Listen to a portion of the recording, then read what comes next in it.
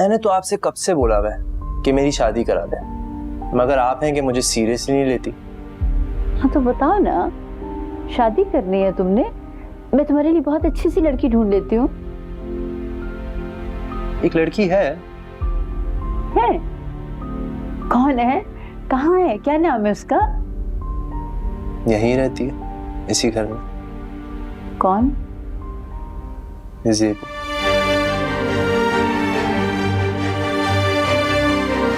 अम्मी मैं उसे बेहद पसंद करता हूँ और मैं चाहता हूँ कि जब मैं यहाँ पे ना हूँ तो आप उसका बहुत ख्याल रखें। अम्मी मैं उसको आपके पास अपनी अमानत छोड़ के जा रहा हूँ। जिन ख्यालों में चले गई आप? हैरान हो रही थी, तुमने अचानक ज़ेबू का नाम ले लिया ना तो इसलिए। आपने पूछा अम्मी तो मैंने आपको बता दी। अच्छा किया ना, माँ को दिल की हर बात बता देनी चाहिए बेटा, बहुत अच्छा किया तुमने।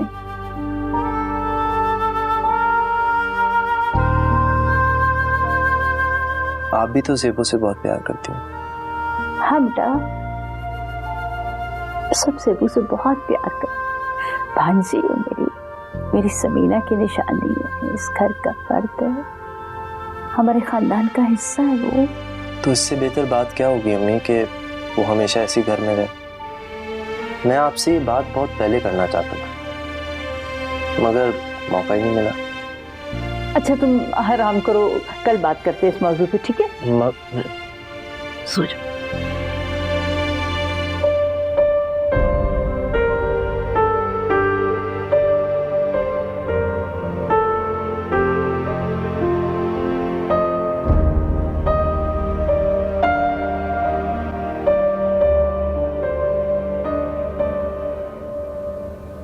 ज़ेबू बेटा, मैंने तुम्हारे लिए, फवाद के लिए और सब घर वालों के लिए बहुत दुआएं की हैं और दुआओं में बहुत ताकत होती है बेटा।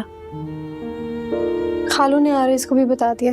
अच्छा, बताना तो था बेटा। तुम ना कल यूनिवर्सिटी से छुट्टी कर लो। खालामनी, कल मेरा बहुत इम्पोर्टेंट लेक्चर है, मैं खुद चली जाऊंगी। और वैसे भी मुझे अब अकेले जाने की आदत बना देनी चाहिए। लेकिन बेटे, तुम्हारे अकेले आने जाने से ना मुझे बहुत परेशानी होती है। खालामनी, अब हमें इन छोटी मोटी परेशानियों को ख़त्म करना होगा। मुझे अपना सहारा खुद बनना होगा। और आप मेरी फिक्र ना करें, आप फवाद का ख्याल रखें, मैं अपनी सारी चीज़ें मैनेज कर लूँगी। अरे वाह, मेरी बेटी तो बहुत समझदार हो गई है। खुश रहो। स्त्री हो गई? बस थोड़ा सा रहता है।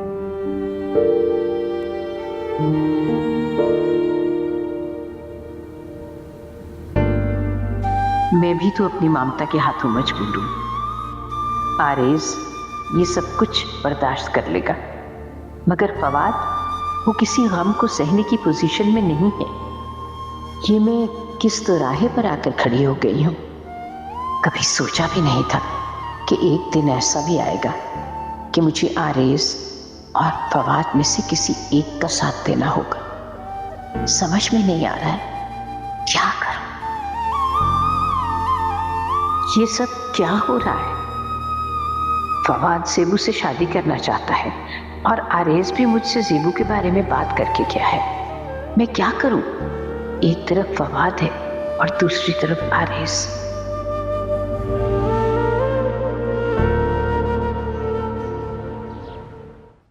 क्या बात है, आजकल तुम अकेली आ जा रही हो? फवाद क्या बहुत बिजी हो गया है? हाँ, तुम यही समझ लो।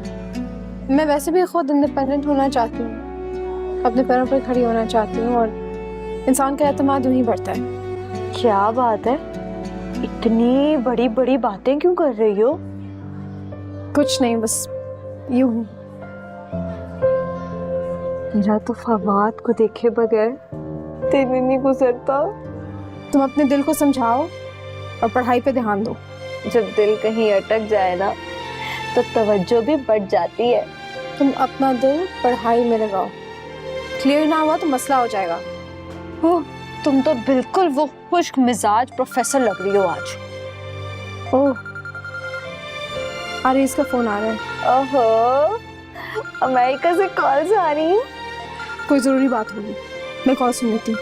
हाँ जाओ।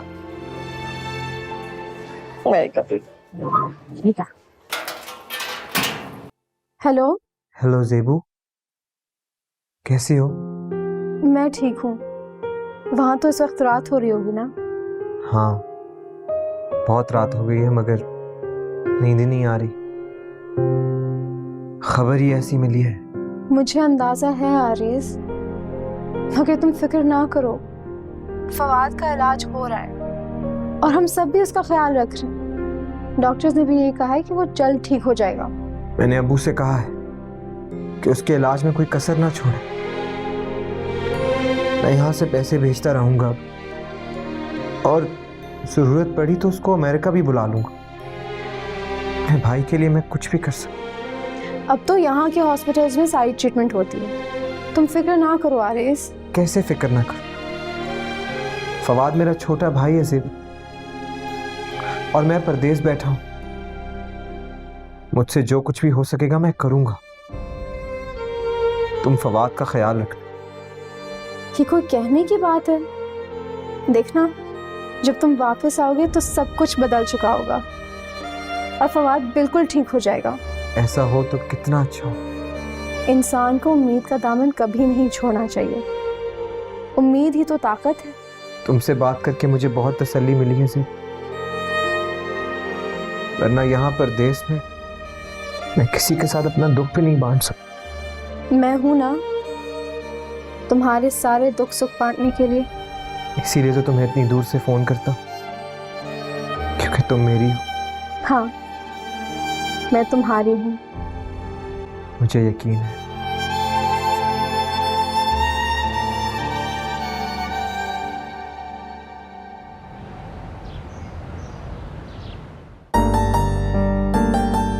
अरे कौन आया बेटा, कौन था? दादी, हमसाए से कड़ी आई है। भाई वाह, मैं तो कहती हूँ बहुत ही अच्छे हमसाए हैं हमारे, बहुत ख्याल रखते हैं हमारा। मैं तो कहती हूँ इसी से खाना खा लेंगे, गुजारा ही करना है ना बेटा। दादा की पेंशन कब आती है और कब खत्म हो जाती है, पता ही नहीं चलता। अरे बैंक में जो जमा पूंजी थी वो भी खत्म होती जा रही। इतनी सी तो पेंशन है, फिक्र इतनी है कि रात रात भर नींद नहीं आती मुझे। दादी, आप फिक्र ना करें, गुजारा ही तो करना है, हो जाएगा। गुर्बत भी बहुत बुरी चीज है, इंसान की इज्जत और ख्वाहिशात सब खत्म कर देती है। लेकिन वो दिन दूर नहीं है दादी, जब हमारे पास भी सब कुछ होगा और हम ऐश करेंगे। आए मेरी बच्ची, तू क्यों फिक्र करती है? हैं? सब ठीक हो जाएगा, तू देखना। चल इसको रख, मैं आती हूँ। चल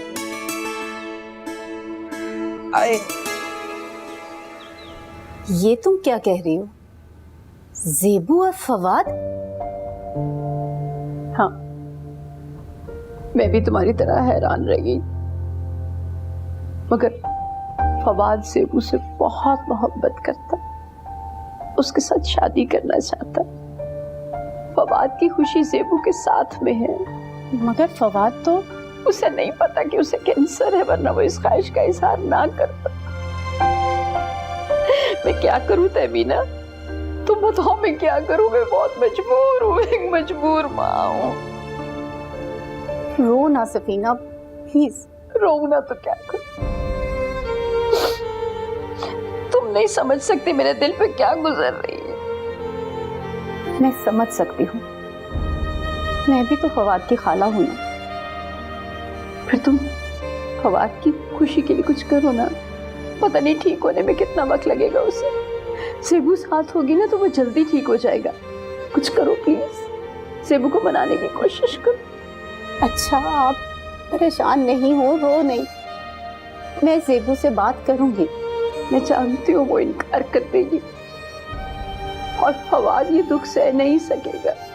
तुम प्लीज सेबीना ज़ेबू को मनाने की कोशिश करो, तुम्हारा एहसान होगा मुझ पे। ये कैसी बातें कर रही हैं आप?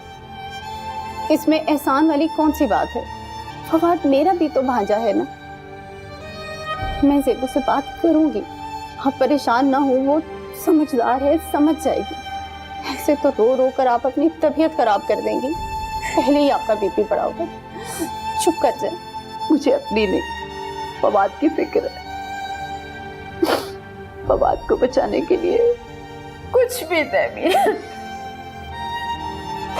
मेरा बच्चा। अल्लाह ठीक करेगा सब कुछ, आप हिम्मत करें, इंशाल्लाह सब ठीक हो जाएगा।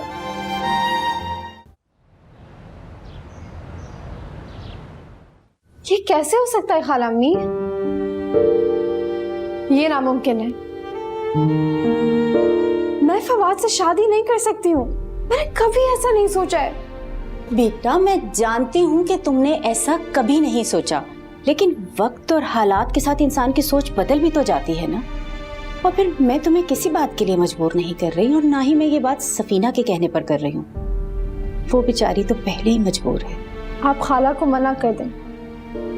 मैं फवाद का ख्याल रखती तो हूँ, लेकिन उससे शादी ये मैं नहीं कर सकती। अच्छा तो खफा नहीं हो बेटा, मैं बता दूंगी उसे, और इस बात का कोई ना कोई हल निकल आएगा इंशाल्लाह। लेकिन तुम मुझे एक बात बताओ, क्या तुम्हें कभी अंदाजा नहीं हुआ कि फवाद तुम्हें पसंद करता है?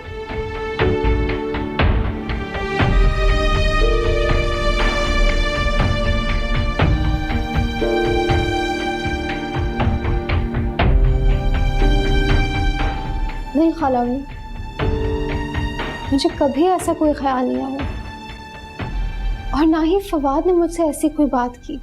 अच्छा, मैं कुछ सोचती हूँ बेटा, और सफीना से भी बात करती हूँ, लेकिन तुम इस बात का ख्याल रखना कि फवाद को इस बारे में कुछ ना पता चले। उसके लिए यही बेहतर है कि ये बात उससे छुपाई जाए।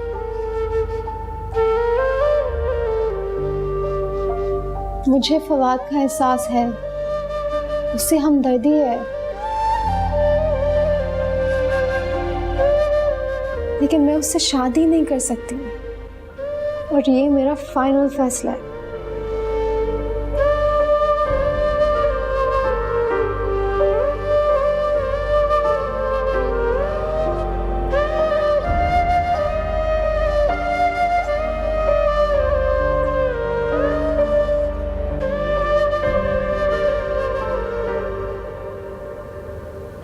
समझ नहीं आ रही कि क्या कहूं।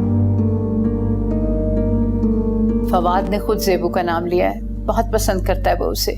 ज़ेबू ने इनकार कर दिया तो बहुत दुख होगा उसे। कैसे मुमकिन होगा ये सब सफीना? फवाद की हालत तुम्हारे सामने है, कैसे मानेगी ज़ेबू? क्यों नहीं मानेगी? हमारे घर का फर्द नहीं है, हमारे खानदान का हिस्सा नहीं है वो। उसे एहसास होना चाहिए हमारी तकलीफ का। बात सुने, ज़ेबू फवाद की खुशी है, उसके साथ वो बहुत खुश रहेगा। दोनों की शादी हो जाएगी, आप देख लीजिएगा, फवाद बहुत जल्दी ठीक हो जाएगा, वरना ये दुख उसे और कमजोर कर देगा। फयाज, समझ नहीं आ रहा ये सब कैसे मुमकिन होगा? सब मुमकिन है, सब कुछ ठीक हो जाएगा अगर ज़ेबू मान जाए तो। और अगर ज़ेबू न मानी तो फिर क्या होगा? अगर हमने ज़ेबू पे ज्यादा जोर डाला तो वो खफा होकर सिकंदर के पास चली जाएगी। मैं अपने बेटे की खुशी के लिए सब कुछ कर सकती हूँ, आप देखिएगा मान जाएगी ज़ेबू। इतनी पत्थर दिल नहीं है वो कि खाला की मुश्किल का एहसास भी ना करे। ठीक है, देखते हैं। सुबह फवाद को डॉक्टर के पास लेके जाने वाले, मैं अलार्म लगा दूंगा, पता नहीं हॉस्पिटल में कितना टाइम लगे। ठीक है।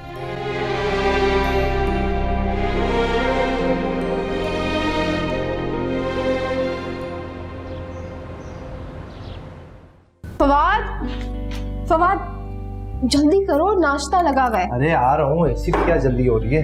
हॉस्पिटल जाने में देर हो जाएगी। कोई देर नहीं होगी, वैसे भी सुबह के टाइम पे ट्रैफिक नहीं होता, हम आराम से पहुंच जाएंगे। जल्दी करो, सब साथ जा रहे हैं। क्यों? सब साथ क्यों जाएंगे? वैसे ही जा रहे हैं। अच्छा जल्दी करो, वक्त ज़ाया ना करो। लेकिन मुझे ये समझ नहीं आ रहा कि सबको साथ जाने की क्या जरूरत है। मैं खुद चला जाऊंगा बाबा के साथ। अगर सब जा रहे हैं तो ऐसी क्या बात है? खाला और खालू जा रहे थे तो खाला ने सोचा वो भी साथ चले जाएंगे। चलो तुम जल्दी करो, मैं लाउंज में जा रही हूँ, जल्दी आओ। अस्सलाम वालेकुम। वालेकुम सलाम। आओ बेटा बैठो, नाश्ता करो। हमने तो नाश्ता कर लिया। सारा काफिला मेरे साथ जाएगा? अरे 3 लोगों को तुमने काफिला कह दिया? हाँ बेटा, हम सब तुम्हारे साथ जाएंगे। अब बातें ही करते रहोगे या नाश्ता भी शुरू करोगे? मैंने सोचा घर पे फारिग ही होती हूँ तो मैं भी आप लोगों के साथ ही चलती हूँ। ये फवाद की फाइल है, इसे संभाल लो, डॉक्टर को दिखाएंगे। सेबू बेटा खाना बना लेना, हमें आने में देर हो जाएगी। तुम्हें यूनिवर्सिटी नहीं जाना था आज? आज इतनी इम्पोर्टेंट क्लासेस नहीं थी तो मैंने छुट्टी कर ली। लेकिन तुम तो कभी भी छुट्टी नहीं करती जब। कभी कभी छुट्टी कर लेनी चाहिए और एक आध दिन के नागे से कोई फर्क नहीं पड़ता।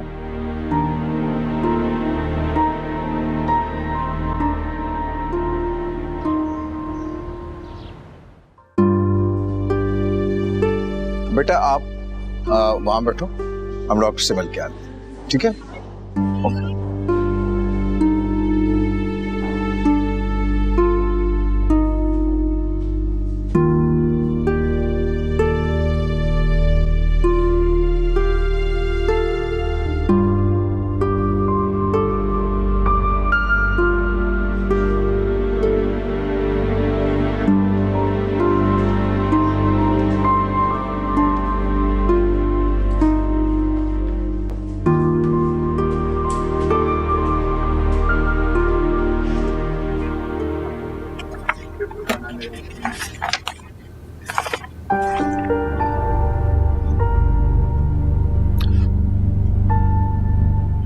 इलाज जारी रहेगा तो इंशाल्लाह फवाद जल्द ठीक हो जाएगा।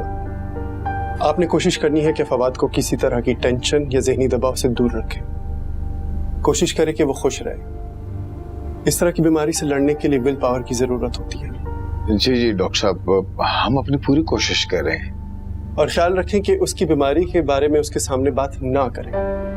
बहुत से ऐसे लोग हैं जो इस बीमारी से लड़कर ठीक हुए। ये आपका शेड्यूल है, इसमें लिखा है कि आपने कब कब हॉस्पिटल लेकर आना है फवाद को। डॉक्टर साहब, फवाद ठीक तो हो जाएगा ना? हम उसकी वजह से बहुत परेशान हैं। जी जी जरूर, इलाज बाकायदगी से होता रहेगा तो इंशाल्लाह जल्द ठीक हो जाएगा।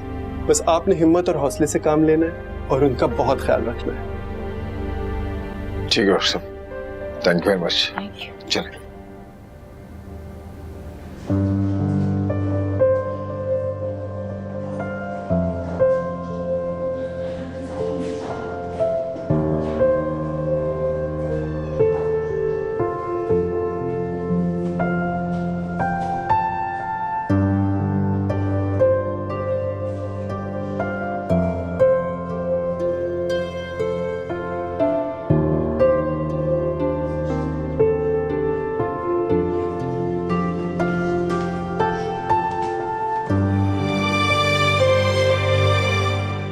क्या कहा डॉक्टर ने? चेकअप तो उसने मेरा कर लिया है। कुछ नहीं, उसने कहा कि फवाद के खाने पीने का ख्याल रखें, उसको कोई टेंशन न दें और बस।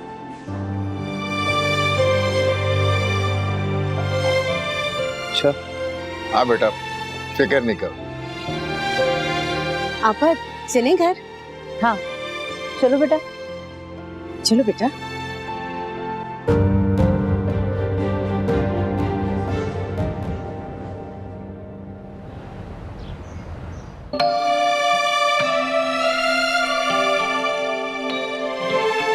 Thank you.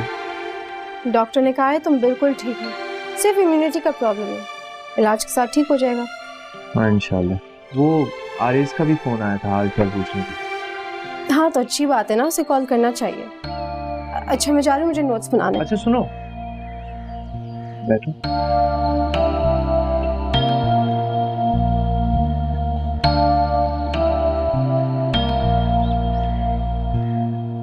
कोई काम है?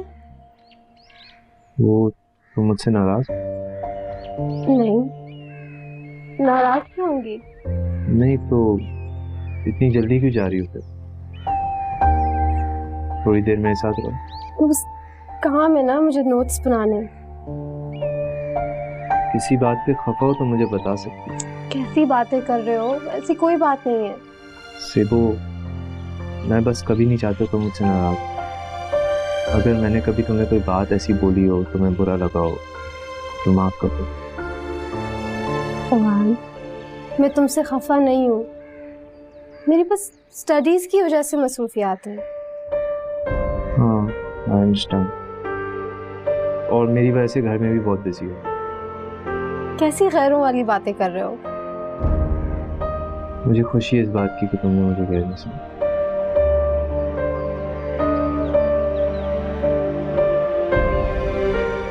ये क्या कर रही है खाला? बेटा तुम्हें नजर लगी हुई है इसलिए दम डाल रही हूँ। अब ठीक हो जाओगे। वो सब तो सही है मगर मुझे किसकी नजर लगी? ज़ेबू बेटा, ये सदके के पैसे किसी फकीर को दे देना। बेटा तुम बिल्कुल ठीक हो, आराम से बैठो। मैंने तुम्हारे लिए ना सदके का बकरा भी मंगवाया हुआ है। अभी मैं अपने बेटे का सदका देखूं।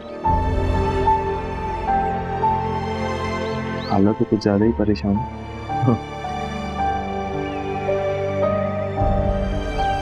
कितने दिन हो गए ज़ेबू की कोई खैर खबर नहीं है। मैंने फोन भी किया था लेकिन घर में किसी ने फोन ही नहीं उठाया। मसरूफ होगी, घर वाले कहीं बाहर गए होंगे। तो फिर हमें चल के मिलना चाहिए उससे। हाँ जरूर, किसी दिन जाएंगे। पहले वो आरिस के साथ आती थी, अब वो अमेरिका चला गया है तो घर की सारी रिस्पॉन्सिबिलिटीज फवाद पे आ गई होंगी ना। आरिस अमेरिका चला गया, फवाद जाने वाला। उसका मतलब ये हुआ कि सफीना और तहमीना बहुत देर तक ज़ेबू को अपने पास नहीं रखेंगी। मैं फौरन चलकर सूरत हाल का जायजा लेना बशर्त था। सिकंदर प्लीज, क्या हम ज़ेबू की शादी कहीं और नहीं करा सकते? ज़ेबू की शादी शाहनवाज से ही होगी। ये बात मैं तुम्हें कितनी दफा समझाऊं, किस तरह समझाऊं? पता नहीं ये सब कुछ कैसे होगा। अल्लाह करे शाहनवाज को कोई और लड़की मिल जाए और वो खुद इस रिश्ते से इनकार कर दे।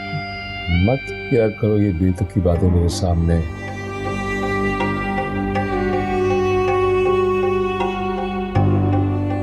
सिकंदर, आप भी ख्वाबों की दुनिया से बाहर निकल आए।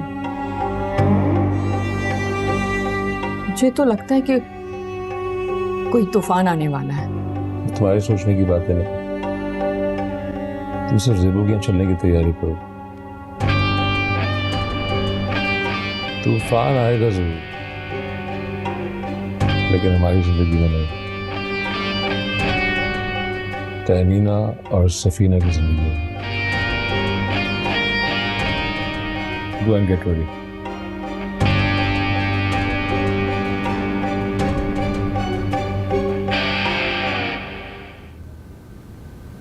सफीना, ज़ेबू ने शादी से इनकार कर दिया है।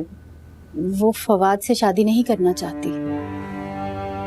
पता था मुझे, जानती थी मैं वो इनकार कर देगी। मुझे दुख का एहसास है मगर मैं कुछ नहीं कर सकती।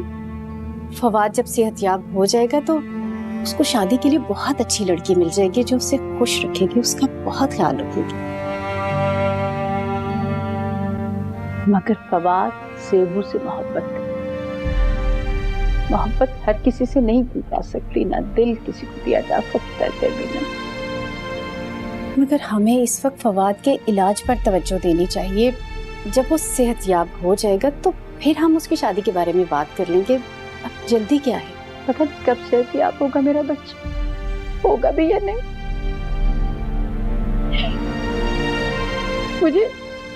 मुझे ये मलाल रहेगा, मैं उसकी खुशी के लिए कुछ नहीं कर सकी। और अगर उसे कुछ हो गया ना तहमीना, मैं अपने आप को कभी माफ नहीं कर सकूंगी। आप प्लीज रोए नहीं। आपको इस हाल में देखकर मुझे बहुत तकलीफ होती है। कोई कुछ नहीं कर सकता। डॉक्टर भी सिर्फ कोशिश कर सकते हैं। मगर डॉक्टर तो बहुत पुरुमीद हैं कि फवाद जल्द ही ठीक हो जाएगा। मुझे भी पूरा यकीन है इंशाल्लाह फवाद जल्द से याब हो जाएगा, आप देखिएगा। नहीं, उसे ज़ेबू के इनकार का पता चलेगा, वो हिम्मत हार बैठेगा, उसका दिल टूट जाएगा। वो ये सब कुछ बर्दाश्त नहीं कर सकता। उसके दिल और दिमाग पर बहुत बुरा असर पड़ेगा। मैं कितनी मजबूर माँ हूँ, अपने बच्चे के लिए कुछ नहीं कर सकती, कुछ नहीं। हफ्फा हिम्मत करे, अगर आप ऐसे हिम्मत हार जाएंगे तो फवाद को कौन संभालेगा? आपको मजबूत होना होगा, सबका ख्याल रखना होगा। संभाले खुद को, खुदा के लिए। मेरे दिल पर जो गुजर रही है तुम नहीं समझ सकते। तुम बताओ, मेरी जगह तुम होती तो क्या करती? फवाद अगर तुम्हारा बेटा होता तो तुम क्या करती थे मीना?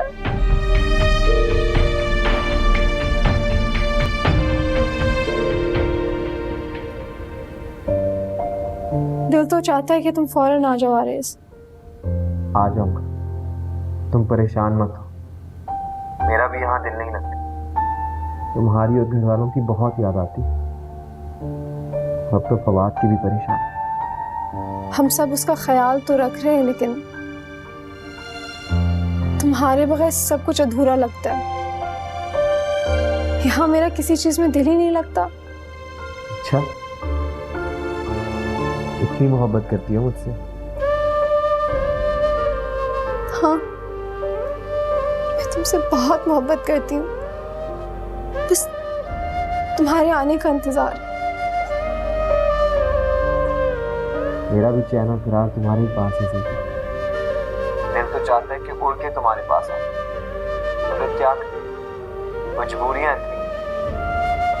अगर मुझे तुम पर भरोसा है, मैं जानता हूँ कि तुम सब कुछ संभाल लो। कोशिश तो कर रही हूँ। जब मैं वापस आऊंगा तो हालात भी बेहतर हो चुके हैं और फिर हम अपनी नई जिंदगी की शुरुआत करेंगे। मुझे भी तुम्हारा बहुत इंतजार है आरिस। खुदा हाफिज।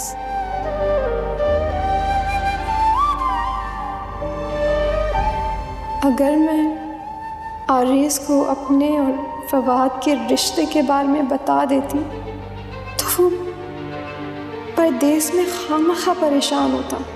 बेहतर यही है कि उसे कुछ न बताया जाए। मैंने फवाद को इनकार तो कर ही दिया है।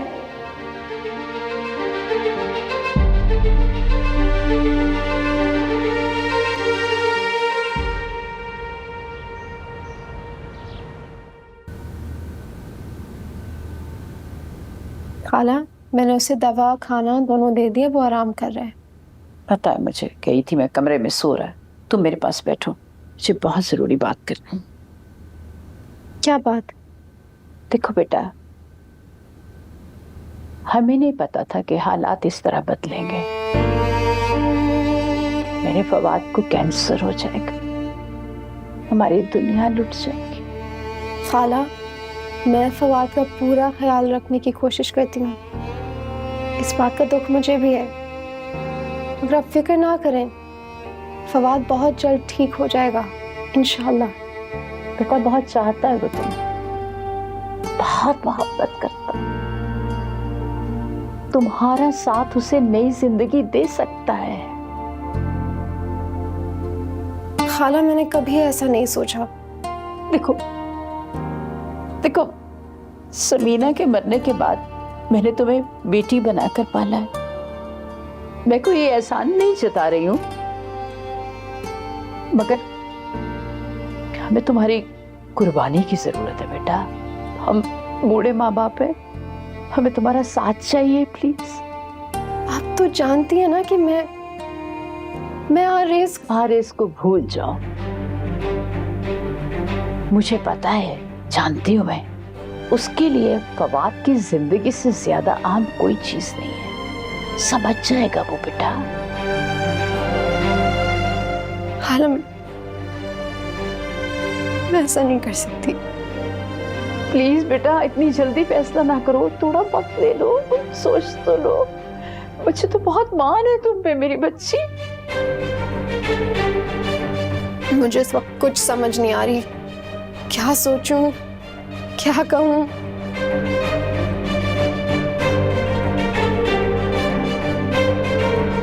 फिर आज मैं तुम्हें वो बताती हूँ जो सालों तुमसे छुपा के रखा।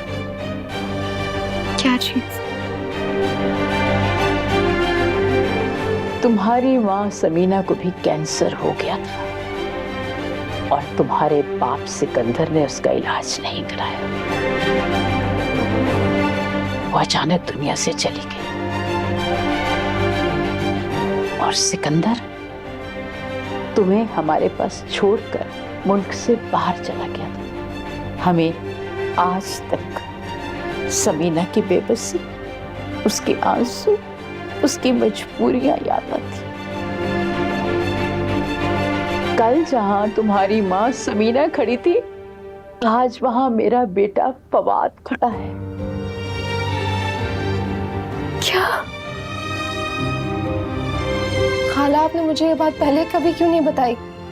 क्या कर लेती तुम अगर तुम्हें बता देती, और ज्यादा दुखी हो जाती। लेकिन मैं नहीं चाहती थी कि तुम्हारा माजी तुम्हारे मुस्तकबिल पर असरअंदाज हो। मैंने हमेशा तुम्हें खुश देखना चाहा है। मैं नहीं चाहती थी तो माजी को याद करके अफसोसदा होती रहो।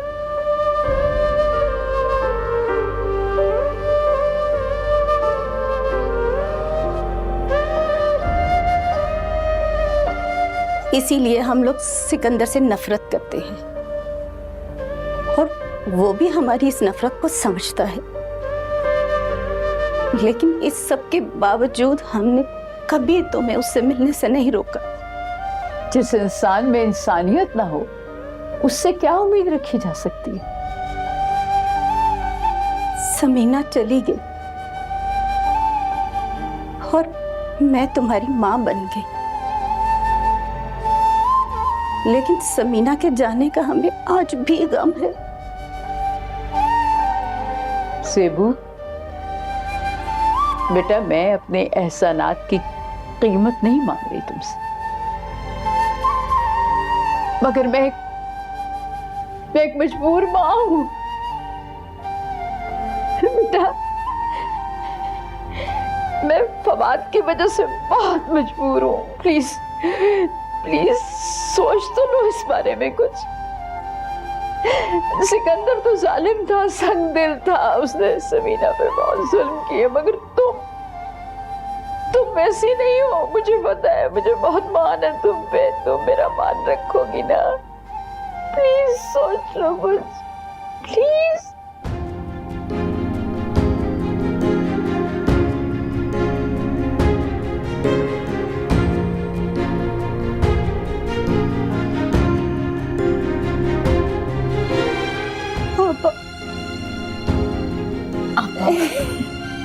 आपा हौसला करें, ज़ेबू समझदार है, मान जाएगी। हिम्मत करें, परेशान ना हो।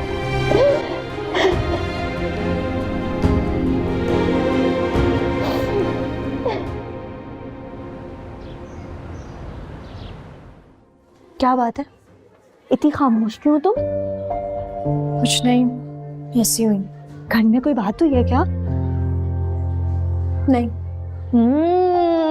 तो तुम्हारी इसको याद कर रही हो, है ना? चलो लाइब्रेरी चलते हैं, मुझे कुछ पूछना नहीं। हाँ चलो, लाइब्रेरी तो तुम्हारी फेवरेट जगह है। सेबू, तुम इतना चुप हो जाती हो ना तो मुझे अच्छा नहीं लगता। सच सच बताओ, आर्य से कोई लड़ाई हुई है? नहीं, ऐसी कोई बात नहीं है। तुम मुझे नहीं बताना चाहती ना तो ना बताओ, मर्जी है तुम्हारी। मैं तो तुमसे कभी नहीं पूछूंगी। अब जल्दी चलो, लाइब्रेरी जाना है।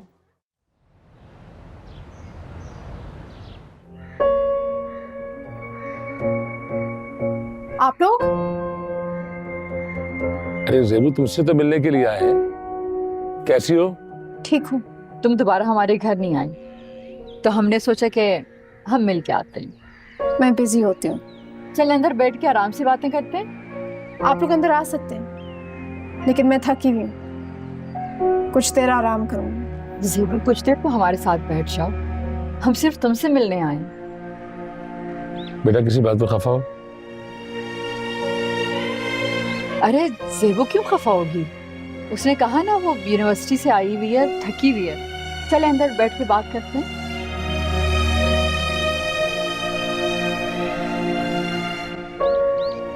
ज़ेबू काफी दिनों से हमारे घर नहीं आई, तो हमने सोचा हम ही चक्कर लगा लेते हैं। ज़ेबू अपनी पढ़ाई में मसरूफ रहती है, इसके पास कहीं आने जाने का टाइम ही कहाँ है। ज़ेबू, मीरब काफी दिनों से तुम्हें बहुत याद कर रही है। मीरब तो मासूम है, वो मेरे हालात कैसे समझ सकती है?